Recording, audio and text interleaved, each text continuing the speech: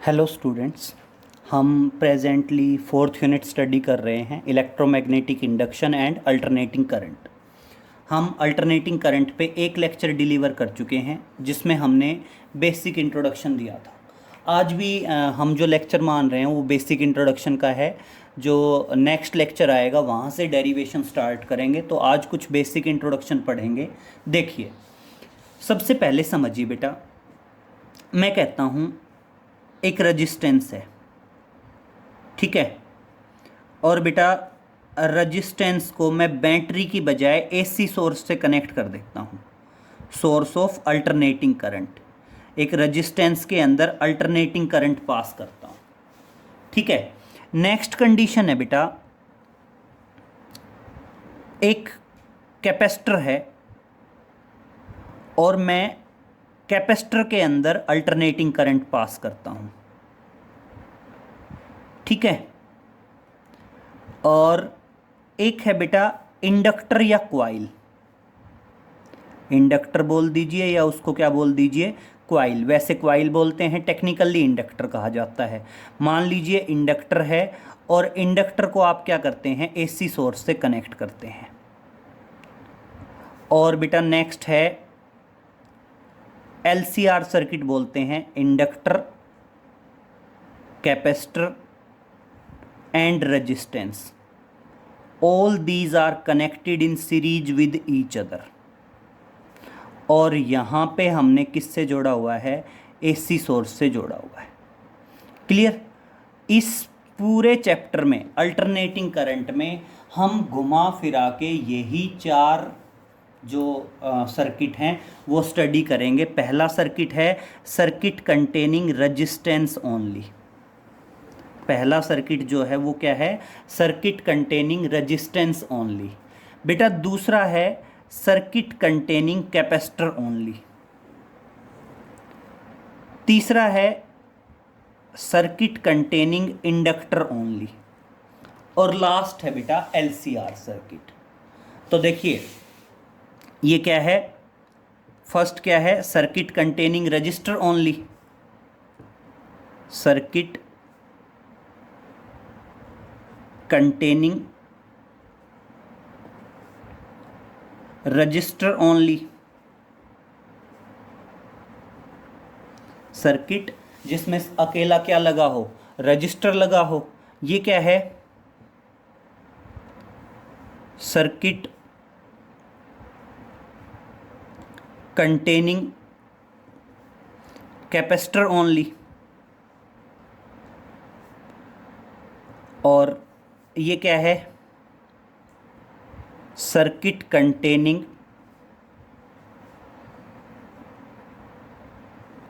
Inductor only.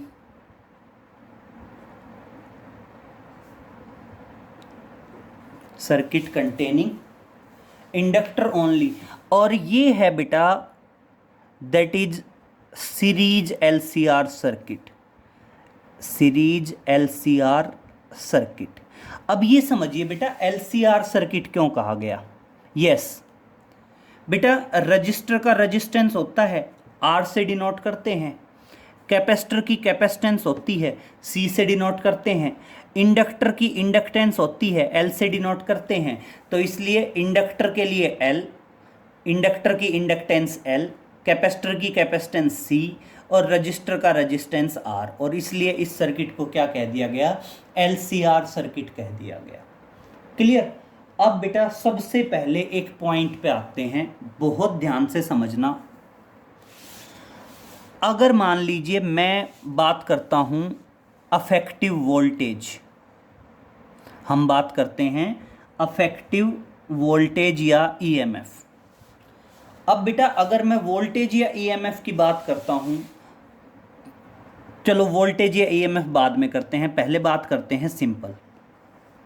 तो यहां पे देखिए आप क्या कहोगे, रजिस्टर का रेजिस्टेंस क्या होता है, रजिस्टर का रेजिस्टेंस होता है आर।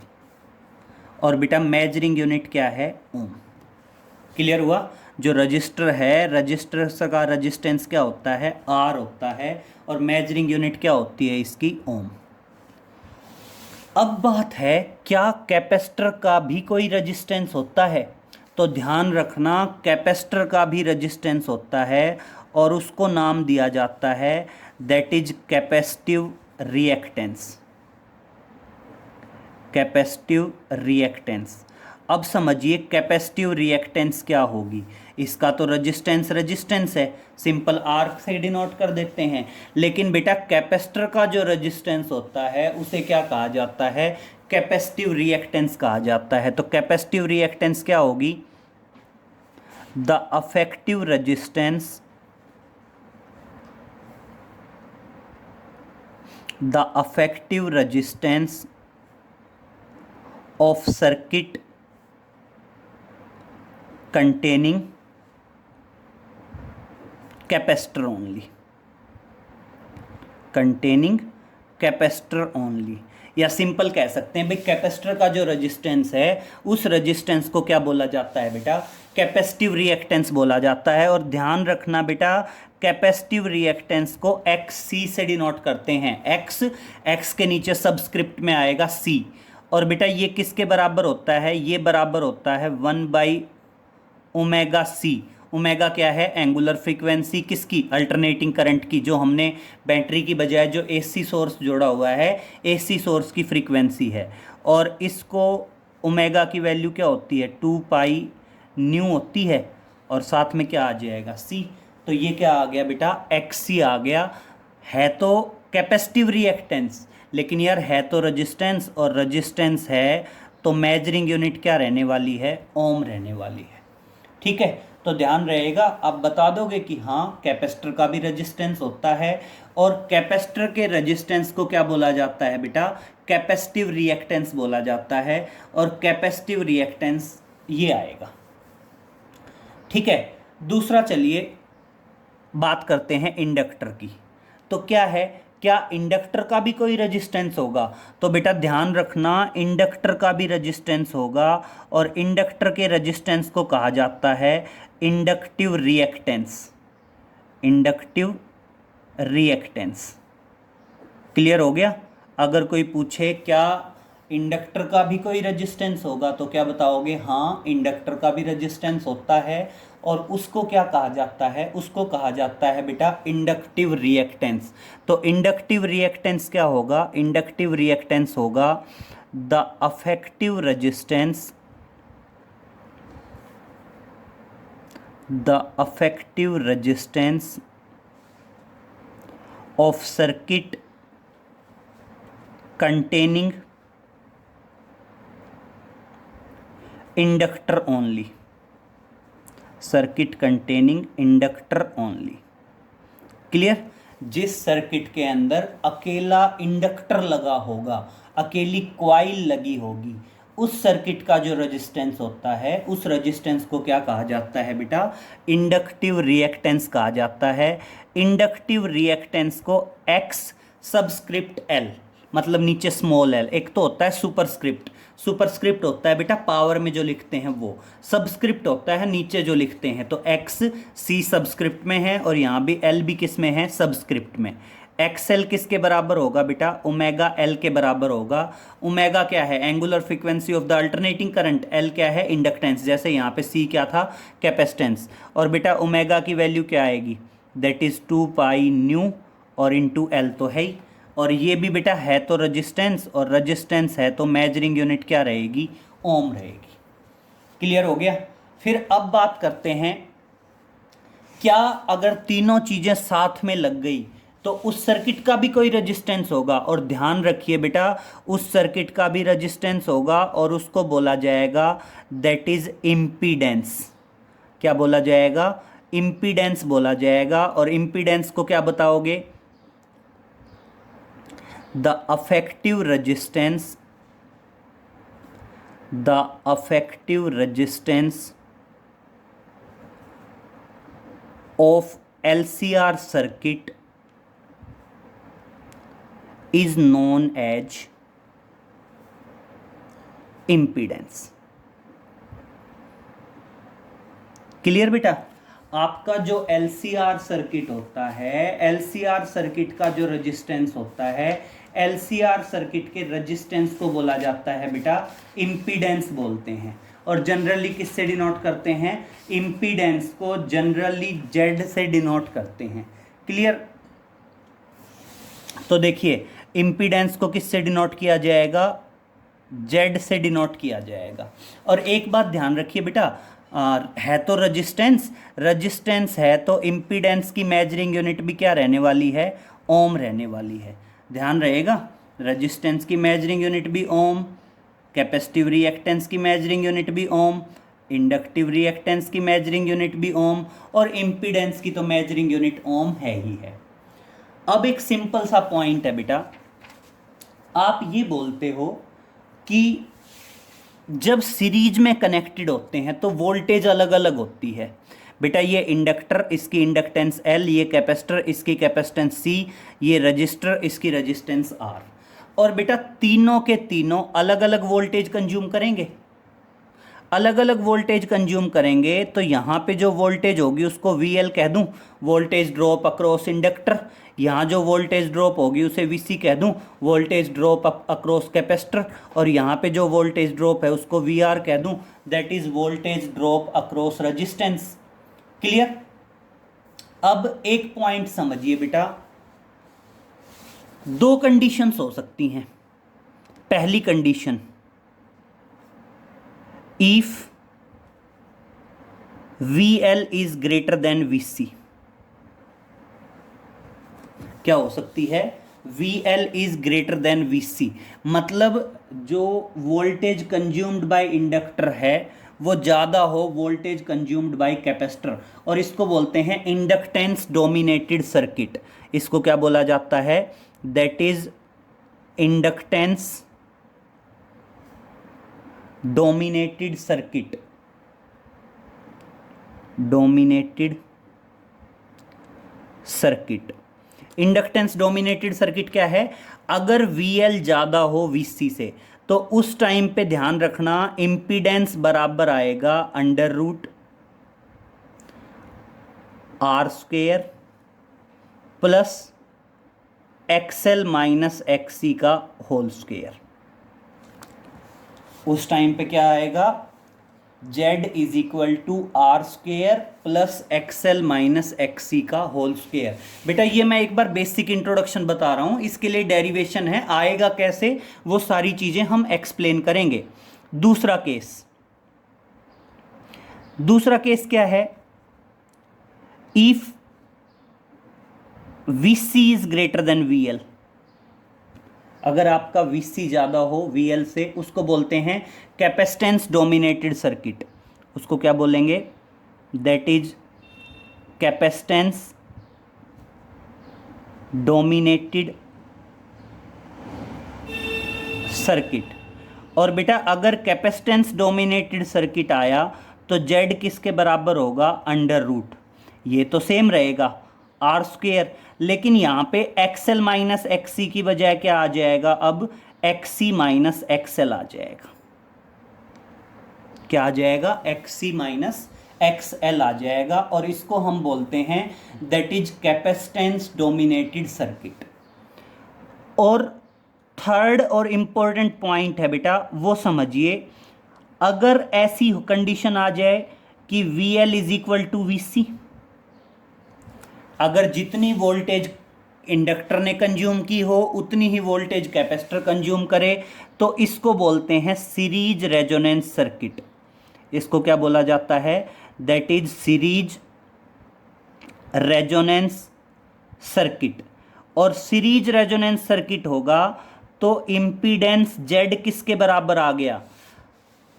आपका ऑटोमेटिक XL XC के बराबर हो जाएगा, कट जाएगा, और Z किसके बराबर आएगा? अंडर रूट R² के बराबर आएगा, और बेसिकली जिसको हम क्या बोल सकते हैं? R। और ये क्या होगी? इम्पीडेंस की मिनिमम वैल्यू होगी। ये अपने आप में इम्पीडेंस की क्या होगी? मिनिमम वैल्यू होगी। समझ में आया बेटा?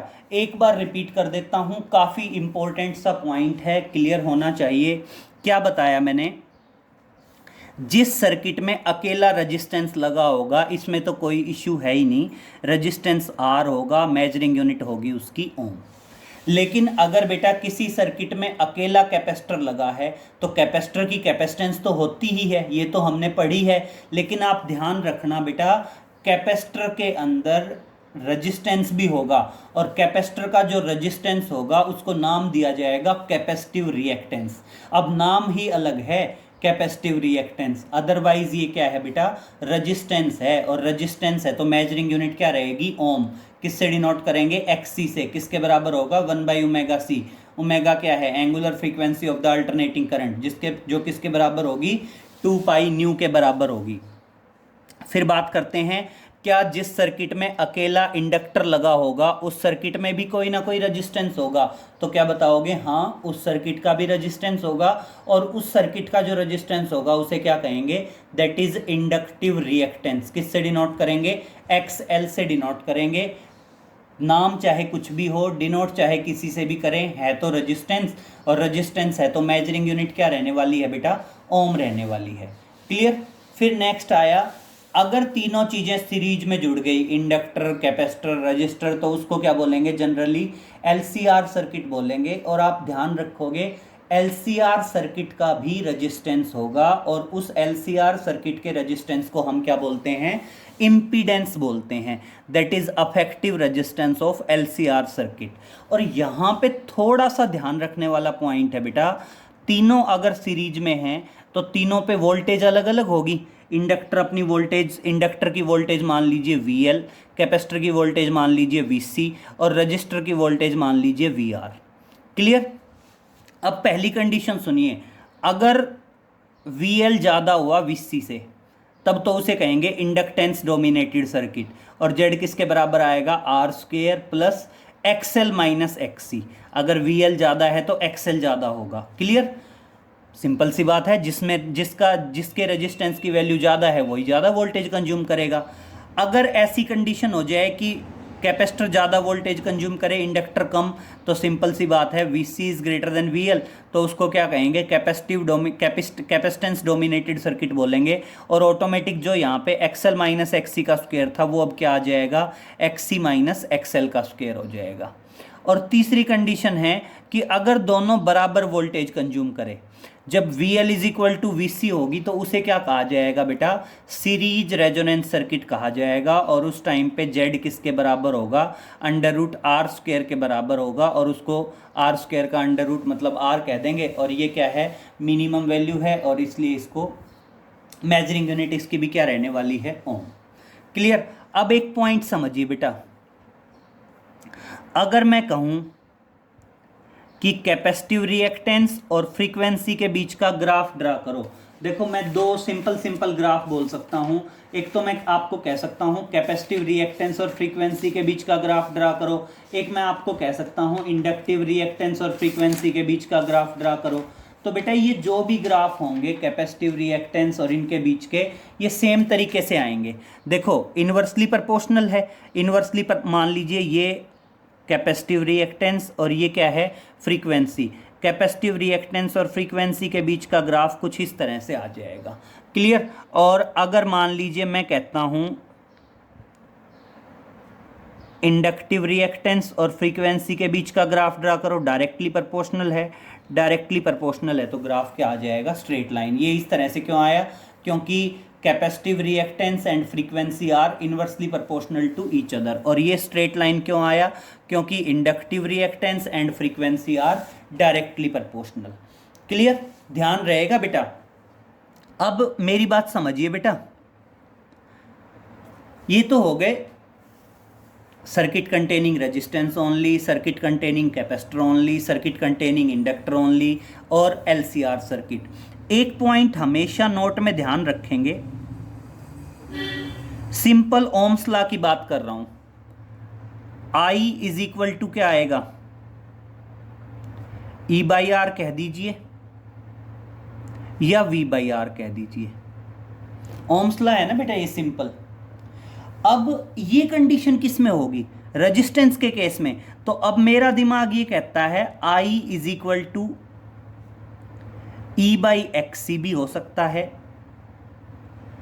I is equal to E/XL भी हो सकता है, और I is equal to E by Z भी हो सकता है। समझ गए ना? ये किसके केस में हो सकता है? ये हो सकता है सिर्फ रजिस्टर के केस में। सिर्फ किसके केस में? रजिस्टर के केस में। ये किस केस में हो सकता है? ये हो सकता है आपके कैपेसिटर के केस में। ये किस केस में हो सकता है? ये हो सकता है आपके इंडक्टर के केस में। और ये किस में हो सकता है? ये हो सकता है आपके LCR सर्किट में। ध्यान रहेगा, करंट की वैल्यू ओम्स लॉ के अकॉर्डिंग ये भी हो सकती है, ये भी हो सकती है, ये भी हो सकती है, ये भी हो सकती है। समझ गए कब कब हो सकती है? क्लियर? तो बेटा ये जो जितने भी पॉइंट इस पे लिखे हुए हैं पेज पे, पॉज करके नोट डाउन कर लीजिए, काफ़ी इंपॉर्टेंट है। तो मैं आगे कहीं भी कैपेसिटिव रिएक्टेंस यूज़ करूंगा, इंडक्टिव रिएक्टेंस यूज़ करूंगा, तो कंफ्यूज नहीं होना चाहिए कि मैंने ये कैसे लिख दिया। बेटा नाम चाहे कुछ भी हो, कैपेसिटिव रिएक्टेंस नाम हो, इंडक्टिव रिएक्टेंस नाम हो, इम्पीडेंस नाम हो, है तो रजिस्टेंस ही ना भाई। चाहे नाम चाहे कैपेसिटिव रिएक्टेंस हो, इंडक्टिव रिएक्टेंस हो या इम्पीडेंस हो, लेकिन है तो इनडायरेक्ट वे में रेजिस्टेंस, और रेजिस्टेंस है तो रेजिस्टेंस की तरह यूज किए जा सकते हैं। मेजरिंग यूनिट भी तो सबकी क्या है? ओम है। तो क्लियर? और अब बेटा मैंने ये जितने भी बताए हैं ना, इन सब के लिए डेरिवेशन है, इन सब के लिए आगे नेक्स्ट हम डेरिवेशन पोर्शन में इन सब के लिए डेरिवेशन करेंगे। अब फिलहाल टाइम तो हम क्या कर रहे हैं, जस्ट इनकी इंट्रोडक्शन दे रहे हैं। तो देखिए बेटा, अब हम कुछ न्यूमेरिकल्स कर लेते हैं इन्हीं पे, जो हमने किए हैं इन्हीं क्वेश्चंस पे क्या कर लेते हैं, कुछ न्यूमेरिकल कैरिड आउट कर लेते हैं कैपेसिटर पे और इंडक्टर पे। ठीक है, एक क्या है आपका रेजिस्टेंस वाला है, एक इंडक्टर वाला है, एक किसका है, कैपेसिटर वाला है। तो देखिए हम सबसे पहले बात करते हैं इसी की। मान लीजिए वो कहता है, एक क्वेश्चन है, देखिए ये फॉर्मूले आपको याद रखने हैं, इसी पे बेस्ड न्यूमेरिकल कर रहे हैं, समझिए।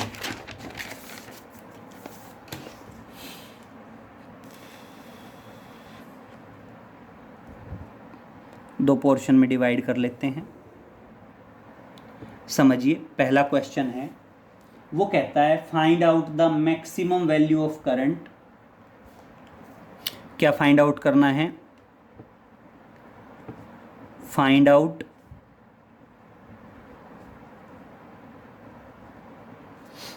maximum value of current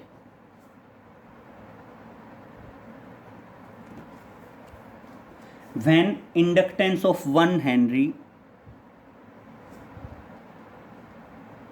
when inductance of 2 Henry is connected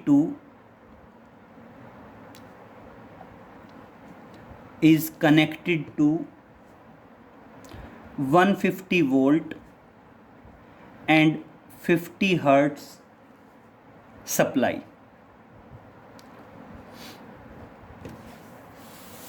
clear? अब समझिए बेटा इस पॉइंट को। उसने क्या कहा है, इंडक्टर है, ठीक है, AC सोर्स से जुड़ा हुआ है। अब मेरी बात समझिए, इंडक्टर के इंडक्टेंस की वैल्यू दी है, जनरली कैपिटल L से डिनोट करते हैं, और इंडक्टेंस की वैल्यू कितनी दी है? 2 हेनरी। ठीक है, हेनरी लिख दीजिए, HENRY, जनरली कैपिटल L से डिनोट करते हैं। जो AC सोर्स दिया है, इसकी वोल्टेज कितनी दी है? 150 वोल्ट और 50 हर्ट्स। तो बेटा ये तो मेरे ख्याल से क्या दे दी? फ्रीक्वेंसी। और ये क्या दे दी? ERMS value. मैं पहले भी बता चुका हूं कि जो इस तरह से वैल्यू दी जाए वो कौन सी वैल्यू है? ERMS वैल्यू होती है। ये इतनी चीजें उसने हमें गिवन है। और कह क्या रहा है, क्या फाइंड आउट करना है? फाइंड आउट करना है I0, maximum value of current.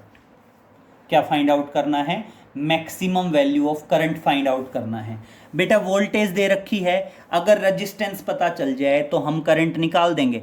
अब देखना, सबसे पहला टारगेट होगा IRMS निकालना। बेटा IRMS कैसे निकलेगा? IRMS निकलेगा ERMS अपॉन रेजिस्टेंस। और देखो वही बात बेटा, इंडक्टर वाला सर्किट है तो इंडक्टर वाले सर्किट का रेजिस्टेंस क्या आएगा? XL आएगा।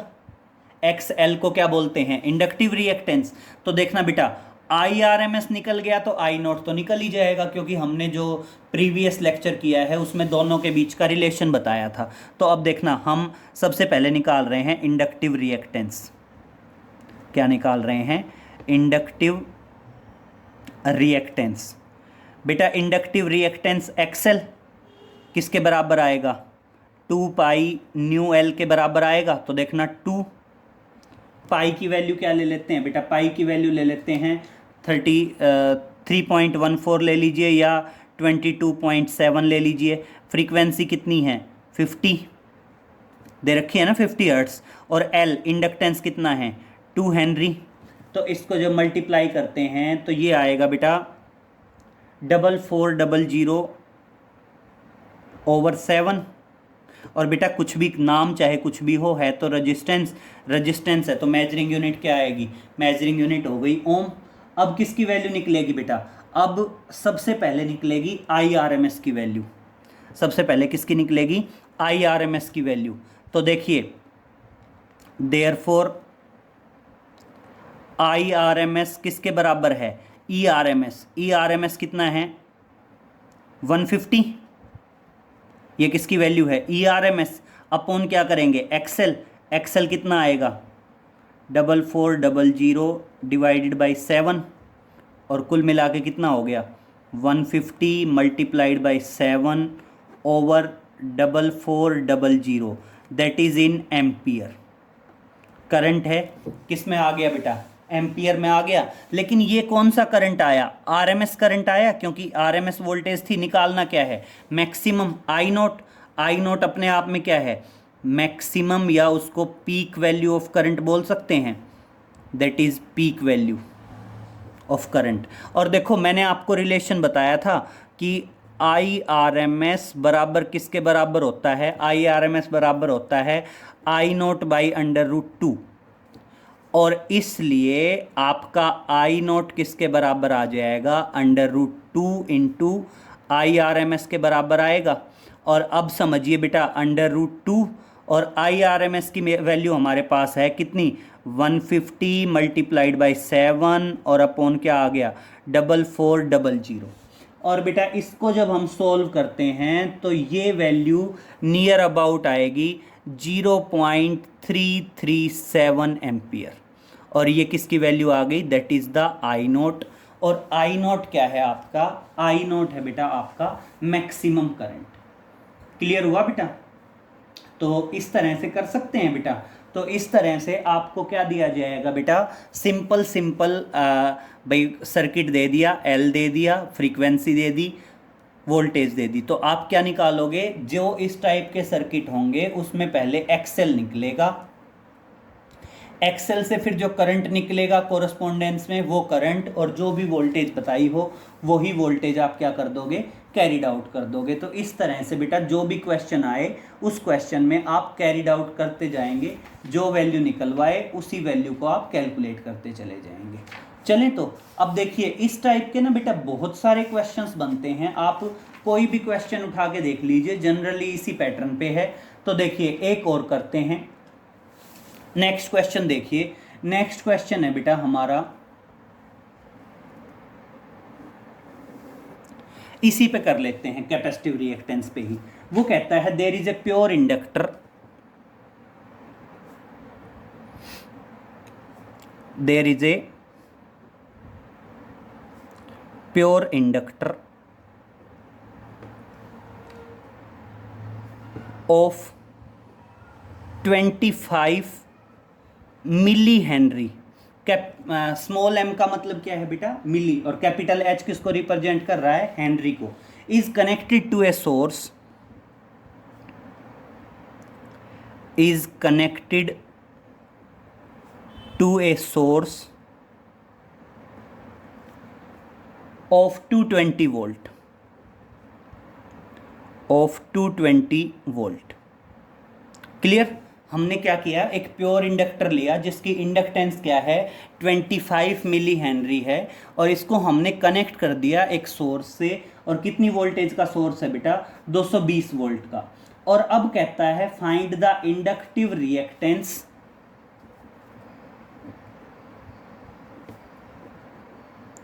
Find the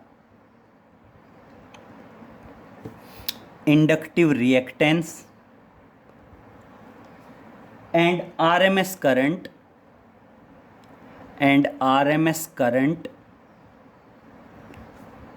in the circuit if frequency of source is 50 hertz. क्या कह रहा है, अगर फ्रीक्वेंसी ऑफ सोर्स कितना हो बेटा 50 हर्ट्स हो तो आप क्या कैलकुलेट कर दीजिए, इंडक्टिव रिएक्टेंस कैलकुलेट कर दीजिए और RMS करंट कैलकुलेट कर दीजिए। तो सबसे पहले देखिए बेटा, जो चीज़ें गिवन हैं वो लिखते हैं। गिवन में क्या है, आपको L दिया है 25 मिली हेनरी, हेनरी में बदलेंगे तो 25 मिली को नॉर्मल में कन्वर्ट करते हैं तो 10⁻³ फिर दूसरा क्या दिया है, ERMS दिया है, क्योंकि मैंने आपको पहले भी बताया है इस तरह से जो भी वोल्टेज बताई जाए वो RMS होगी। तो 220 वोल्ट, साथ में क्या दी है, फ्रीक्वेंसी दी है, फ्रीक्वेंसी कितनी दी है 50 हर्ट्स। निकलवाया क्या है, इंडक्टिव रिएक्टेंस। तो देखिए पहले करते हैं inductive reactance, inductive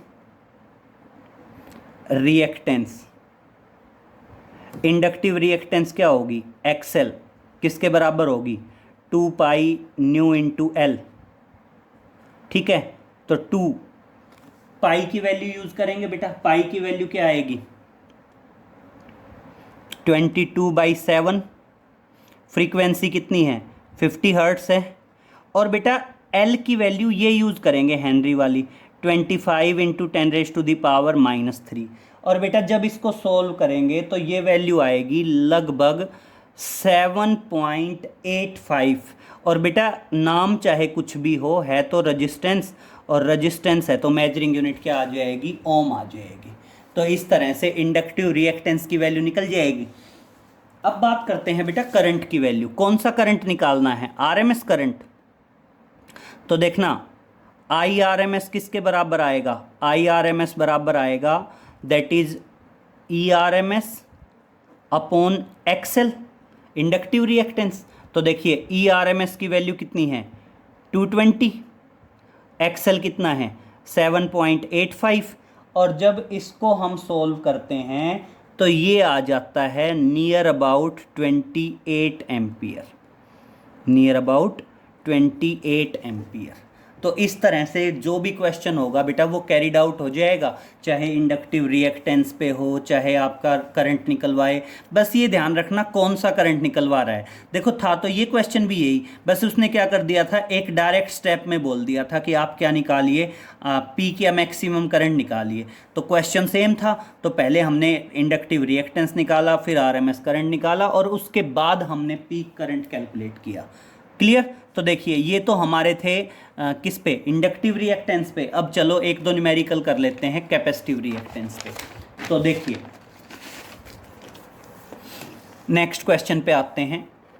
next question है बेटा ए coil of inductance 1 Henry.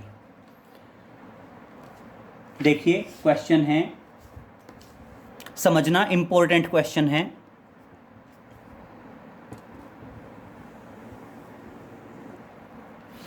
A coil has inductance of 1 Henry. A coil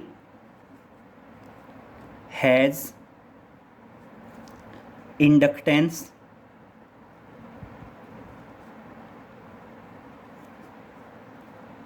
of 1 Henry. अब वो कहता है number A, at what frequency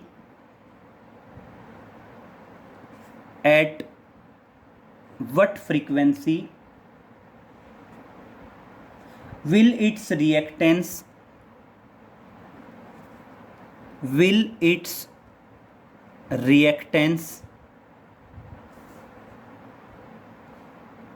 at what frequency will it reactance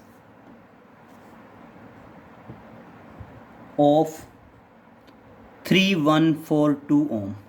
उसका क्वेश्चन क्या है, बताओ किस फ्रीक्वेंसी पे इसकी रिएक्टेंस कितनी होगी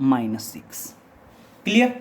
और बेटा कैपेसिटेंस की मेजरिंग यूनिट क्या होती है? फैराड, एफ से डिनोट करते हैं। और -6 है तो -6 को किस में लिख सकते हैं? -6 को हम मेंशन कर सकते हैं, दैट इज माइक्रोफैराड। आ गया समझ में? तो मेरी बात सुनिए बेटा, क्वेश्चन की लैंग्वेज थोड़ी सी ट्रिकी हो सकती है, बस आपने दो बातें ध्यान रखनी हैं।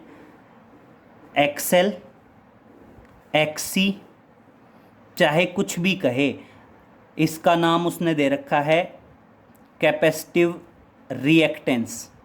नाम चाहे कुछ भी दिया हो, है तो रजिस्टेंस, और रजिस्टेंस है तो इसकी मेजरिंग यूनिट तो क्या होने वाली है? ओम होने वाली है। सेम अगर इसी तरह इसकी बात करें, इसको नाम तो उसने दिया है इंडक्टिव रिएक्टेंस, लेकिन चाहे नाम कुछ भी दिया हो, है तो रजिस्टेंस, और रजिस्टेंस है तो रजिस्टेंस की मेजरिंग यूनिट क्या होनी है बेटा? ओम होनी है। क्लियर। तो इस टाइप से जनरल क्वेश्चंस आप कैरिड आउट करने की कोशिश करेंगे।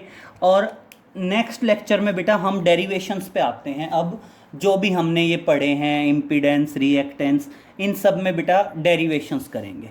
क्लियर। तो नेक्स्ट लेक्चर में मिलते हैं बेटा। Okay, thank you.